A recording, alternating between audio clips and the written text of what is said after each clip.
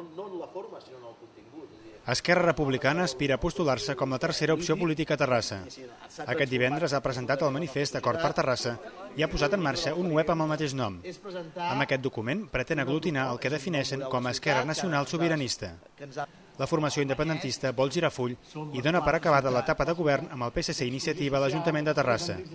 Matisa que haurien de canviar molt les maneres de fer dels socis de govern, especialment els socialistes, perquè es redités el tripartit. I és que el projecte d'Esquerra passa per noves formes de fer política i una certa renovació, difícil d'assumir per qui ha estat 32 anys governant la ciutat. Tampoc no veuen gaire possibilitats d'entendre's amb Convergència i Unió, perquè el seu missatge, diuen, és buit.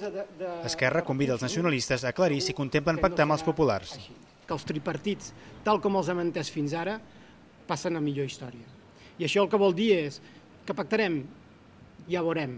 El que té a veure és que amb la realitat actual, amb l'organització que tenim en aquests moments i amb la correlació de forces que tenim en aquests moments, segurament això no és possible.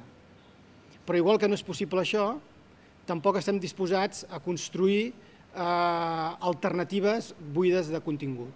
Esquerra aspira a liderar una candidatura amb les altres formacions independentistes.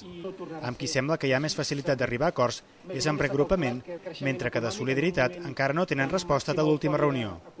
En canvi, la CUP ja ha dit que es vol presentar en solitari. Esquerra manté l'esperança d'un acord abans de l'abril, el termini per presentar candidatures.